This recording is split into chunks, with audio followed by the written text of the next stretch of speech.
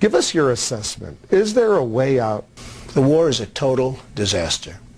It's a catastrophe, nothing less. It is such a shame that this took place. In fact, I gained a lot of respect for our current president's father by the fact that he had the sense not to go into Iraq. He won the war and then said, let's not go the rest of the way, and he turned out to be right. And Saddam Hussein, whether they like him or didn't like him, he hated terrorists. He'd shoot and kill terrorists. When terrorists came into this country, which he did control and he did dominate, he would kill terrorists. Now it's a breeding ground for terrorists. So, look, the war is a total catastrophe. Who do you blame? And they have a civil war going on. Who do you blame? Well, there's only one person you can blame, and that's our current president. I mean, obviously, Rumsfeld was a disaster, and other people that are giving him advice have been a disaster. And Condoleezza Rice, who's a lovely woman, but she never makes a deal. She doesn't make deals. She waves. She gets off the plane. She waves. She sits down with some dictator, 45-degree angle. They do the camera shot. She waves again. She gets back on the plane. She waves. No deal ever happens. So, I mean, You got to close the deal at some point. You got to make deals. The world is dying to make deals, and we don't have the right people doing it. The Vice President, Dick Cheney. Well, he's obviously a very hawkish guy on the war. He said the war was going fantastically just a few months ago, and, you know, it's just very sad. I don't know if they're bad people. I don't know what's going on. I just know that they got us into a mess, the likes of which this country has probably never seen. It's one of the great catastrophes of all time, and perhaps even worse, the rest of the world hates us. You go throughout Europe. I travel. I do deals all over the world. The Europeans hate us. You go to Germany. You go to England. You go to places that, you know, we didn't have problems with. They all hate the Americans because of what's happened.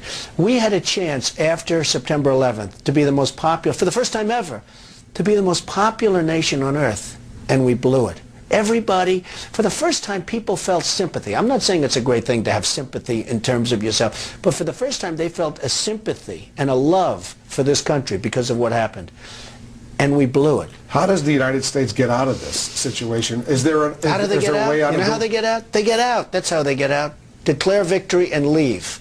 Because I'll tell you, this country is just going to get further bogged down. They're in a civil war over there, Wolf. There's nothing that we're going to be able to do with a civil war. They are in a major civil war, and it's going to go to Iran, and it's going to go to other countries. They are in the midst of a major civil war, and there's nothing. And by the way, we're keeping the lid on a little bit, but the day we leave anyway, it's all going to blow up. And Saddam Hussein will be a nice person compared to the man, and it will be a man, it will not be a woman. That we understand. People say, oh, gee, you didn't give the women a chance. It will be a man.